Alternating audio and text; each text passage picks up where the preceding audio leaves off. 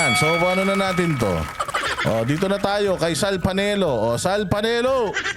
Ano ba ang sinasabi mo? Ang hinihintay ng mga tao ay ikaw. Naku po. Galit na siya. Hinaantay na daw si PRD. Makinig tayo. Mga tao naghihintay sa isang leader. Ang inaantay nila ikaw. Kung hindi ikaw, si Daisara. Or the both of you.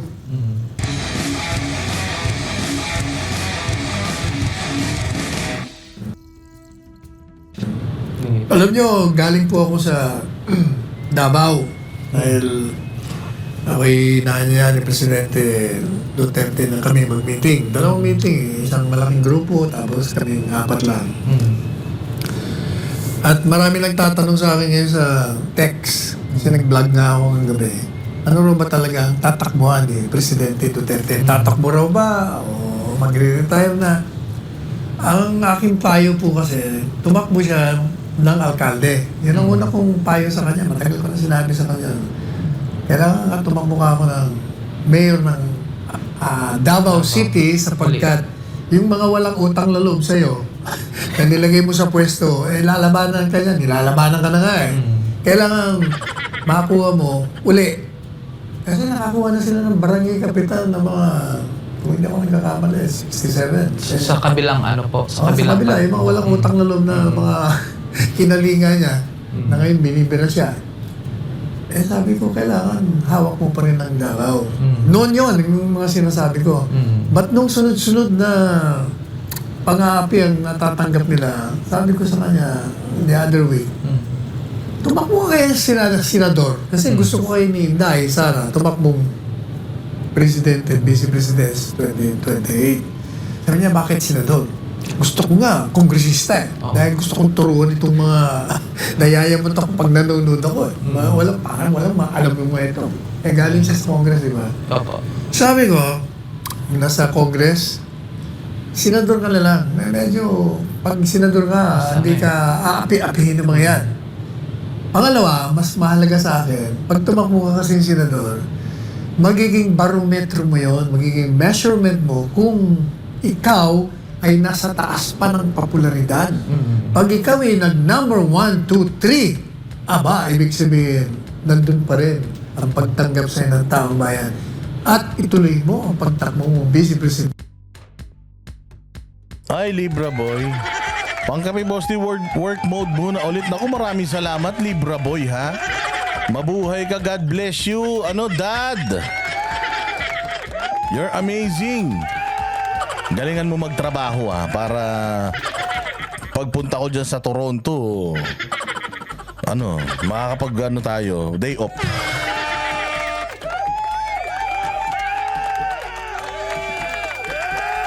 Ayan. So, sinasabi nga dito ni Attorney Sal Panelo na PRD, ikaw na lang ang inaantay namin. Saan ka ba tatakbo? Sa Senado o sa pagka-mayor? Pwede ka ring mayor, pwede ka ring senador. Kasi ang gusto talaga natin, ma-secure natin yung future ng Pilipinas. At in order for us to secure the future of this country, we need a Duterte. Kailangan natin ng Duterte. Oo, kaya nga, ito ang pinakamaganda sa lahat. Si Baste sa Senado, si Pulong sa Senado, si PRD sa Mayor. Tapos si Inday Vice. Di ba? Si Inday Vice. Di pagdating ng 2028, si Inday, kung ayaw niya na, pwedeng si Baste maging tumakbo sa Malacanang. Eligible na siya noon. He's 45 by 2028. So he's eligible na to run for president, di ba? Kung ayaw ni Inday, pero maganda kung si Inday ay magpresidente. Pwede namang si Baste tapusin niya yung kanyang term as senator, or pwede rin naman siya mag-vice president. Congress na si Pulong nag-file, okay din. O nasa Congress si Pulong, si Basti na lang inaantay natin. Tsaka nag-file si Pulong sa Congress, meron pang ilang araw. Meron pang 4 na araw. Pwede pa rin yan mag-file sa Senado. Oo, basta bawal lang yung ano, pwede na siya mag-withdraw sa Congress tapos mag-Senado. Wag, ano pa, may 4 na araw pa. Oo, maraming pwedeng mangyari sa 4 na araw. Sa isang oras nga, madaming pwedeng mangyari sa isang araw pa kaya.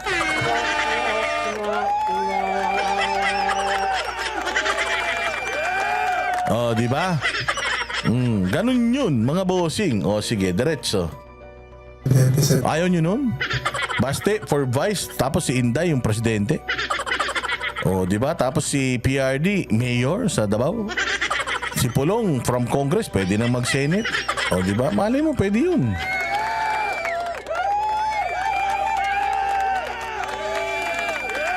Oh, kasi ganito yan. The Duterte should understand na kahit na ayaw man nila na tumakbo at ayaw nilang may pangit na masabi sa kanila yung tao, in order for them to survive politically, they need to go national. Kasi gugulpihin lang sila ng gugulpihin kung nasa mga local lang sila.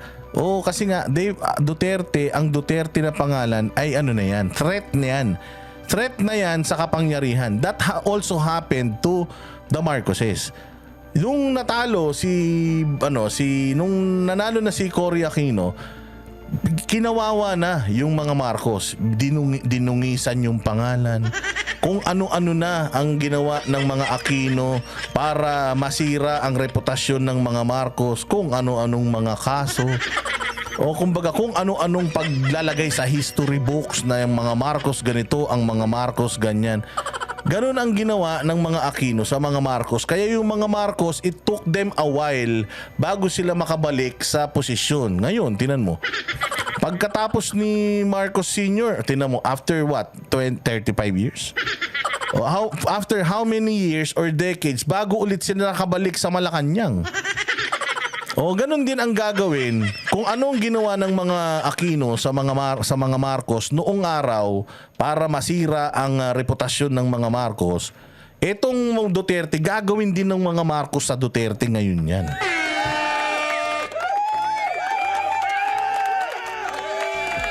Gagawin nila yan sa Duterte ngayon. Sisirain nila na sisirain yung apelyido na Duterte para hindi na yan makabalik sa posisyon. Kasi nga, katulad ng kinakatakot ng mga Aquino sa mga Marcos, pag nakabalik yung mga Marcos, gagantihan nila yung mga Aquino.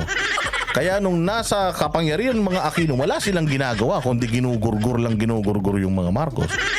Oh, that's also gonna happen to the Dutertes kung masyado silang magiging malinis lumaban. So in order for them to survive politically, kasi even if ayaw namin tumakbo, wala kaming ano ba tawag dito, yung wala po kaming interes, o gusto lang, simpleng tao lang po kami, hindi eh. Hindi nyo sila pwedeng convince na simpleng tao lang kayo eh. Oo, hindi kayo pwedeng i-convince na simpleng tao lang kayo kasi yung apelyido nyo nung nagtrabaho ng matino yung tatay nyo, nagkaroon na ng sumpa. Nagkaroon na ng sumpa yung apelyidong Duterte. Bakit? Kasi nga sino ang mga kinalaban ng tatay nyo noong siya'y presidente? Kinalaban yung mga oligarko. Oh, kinalaban yung mga tax evader. Kinalaban yung mga kriminal, drug lord, drug addict, lahat ng mga salot, pati Amerika kinalaban. Oo, lahat kinalaban ni PRD. So nung nakita nung mga kawatan na puta delikado tong mga Duterte na to.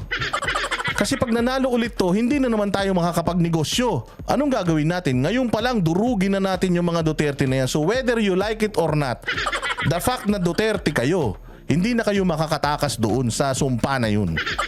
O target na kayo. Simula nung nagtrabaho ng matino yung tatay nyo, target na kayo sa likod na hindi na kayo dapat makabalik sa kapangyarihan kasi hindi na sila makakapagnakaw.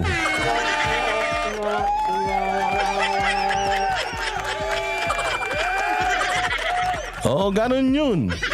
O kaya kailangan, mga sirs, mga Dutertes, whether you like it or not, sir, hindi na po kayo makakaiwas doon sa nakatadhana sa inyo, no matter how many times you try to escape na yung reality na you are a Duterte and you're always a target, even if you get out of politics. Sabi mo, hindi na ako tatakbo mayor ngayon. You are still a threat. There is still a possibility na magkaroon kayo ng tsansa na tumakbo ulit. So anong gagawin nila sa inyo? Para hindi kayo maging eligible, lalagyan nila kayo ng mga kaso na mako-convict kayo. O diyari kayo lalo, mas mabuti ng mamatay ng lumalaban, ika nga.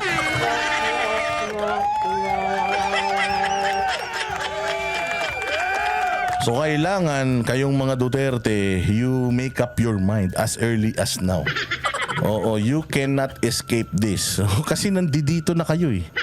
Kasalanan ng tatay nyo, ginaling-galingan ng tatay nyo eh.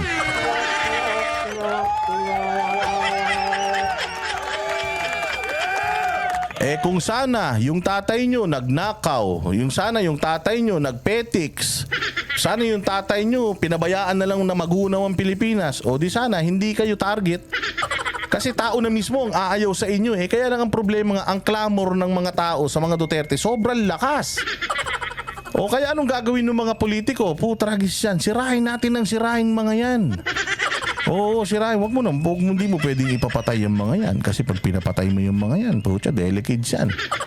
Sirain na lang natin ang sirahin yung pangalan. Sabihin natin magnanakaw, drug addict. Sabihin natin ganito. Pasahan natin hanggang sa magnasira yung pangalan. Mga tanga pa naman mga Pilipino. Hindi na boboto yan.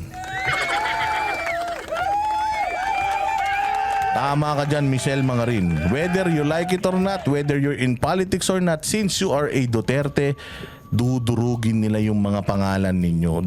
Ayan ang ginawa ng mga Aquino. Recipe ng mga Aquino yun sa mga Marcos. Kaya ang tagal ng mga Marcos makabalik.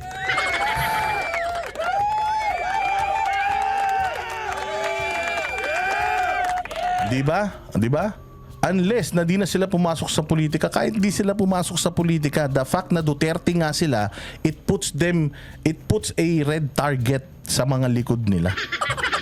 Oh, it puts a red target sa mga likod ninyo na kayo ay Duterte, people want you. Kasi tinan mo, si Inday ayaw naman yan eh. Ayaw tumakbo ni Inday. Alam yung ginawa ng tao? Run, Sara, run. Pinipilit siya ng tao na tumakbo. Si PRRD ganun din, ayaw tumakbo nung nakaraan. Anong ginawa ni Secretary Dino? Ang ginawa ni Secretary Dino, nag-file ng COC tapos ginawa niyang second yung parang reliever niya si PRD pag nag-back out siya. Nag-back out siya last minute. Walang nagawa si PRD. O, tinan mo, naging presidente yung tao.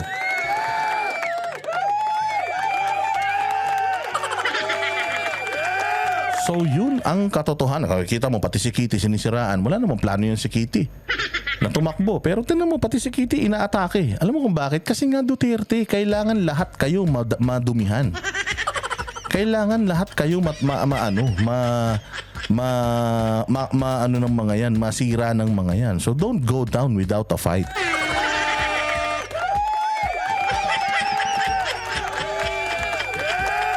Oh, so yun ang aral ng ng kwento. Ikaw talaga, boss dada, lahat na lang.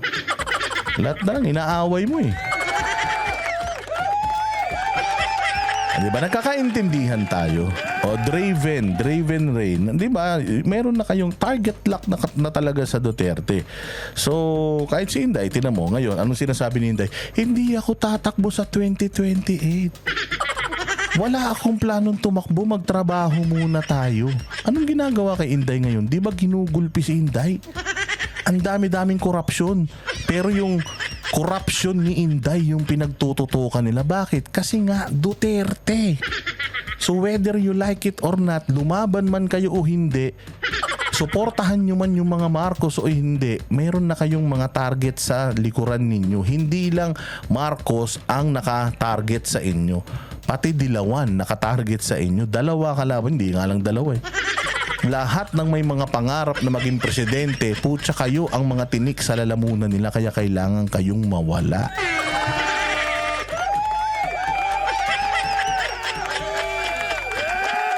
Sabi ni Al Mendoza, hanggat may buhay na Duterte, di sila matatahimik. Oo, hanggat hindi Hanggat hindi na nakukulong, nakakasuhan, nasisira itong pamilya na to, wala na. You live by the curse of your last name. Oo, so whether you accept it or you should accept it. Oo, kasi kawawa kayo. Gugulpihin lang kayo ng gugulpihin ng walang katapusan because they have the money and they have the yung pangarap na maging mga may-ari ng Pilipinas for the longest time.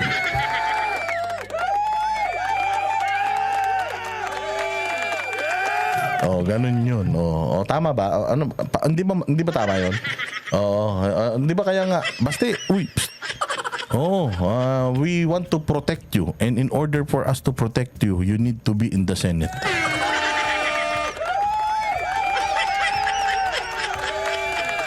Nakita nyo nangyari kay Rama? Nakita nyo nangyari kay Rama sa Cebu?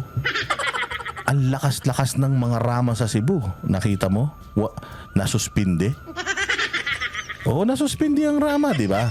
Nasuspindi ang Rama. Unang-una, hindi daw nagpasweldo ng tao. Tragis yan.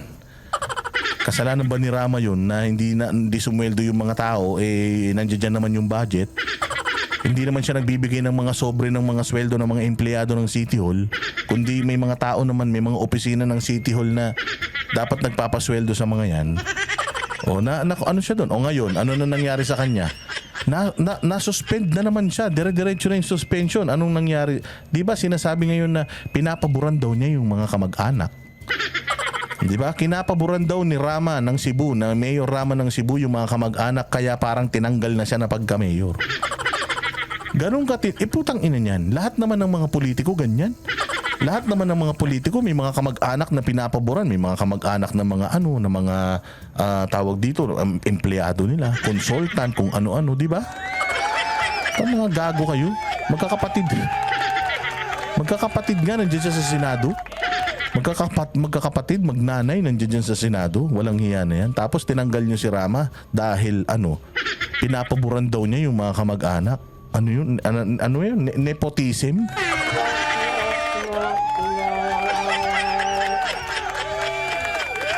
Kasi nga, target na kayo. At if you remain a mayor, kasi kung si PRD mayor, di nila kayang ganunin. Ngayon nga, hindi nila magalaw-galaw si PRD. Kasi nga dating presidente pa din yan. Pero ikaw, pag mayor ka lang, kakawawain ka. Sinabi na ni Inday yan. Imaginein mo kung di ako tumakbo vice president, kakawawain ako ng mga yan. Kung mayor lang ako, di kawawa na ako. Naiintindihan ni Inday yun eh. So, you also have to the other Duterte should also understand na kadikit na yan ang pangalan nyo, whether you like it or not, you should not go down without a fight.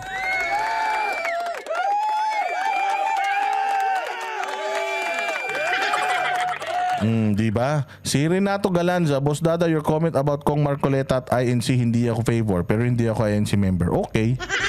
Ano gusto mo? Magdebate tayong dalawa.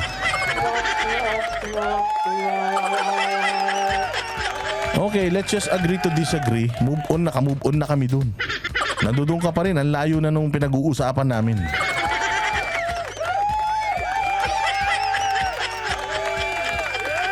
Pinatatanggal na naman siya. Kaya nga sabi ko sa inyo, Delikids, talaga itong mga panahon ngayon. Lahat ngayon kakaiba talaga ang gobyerno ngayon. Kakaiba talaga ang kapangyarihan ng mga nasa kapangyarihan ngayon. Sobrang delikado. Sabi ko nga sa inyo, buti pa pala nung panahon ni Pinoy. Buti pa pala nung panahon ni Gloria at saka ni Ramos. Tsaka ni Era. Iba talaga ngayon, mga boss. Ngayon, pag kinalaban mo sila, wala ka.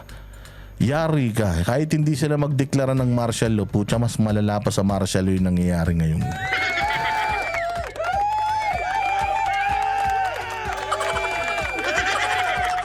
Diba? Kayo talaga. Sige, eto.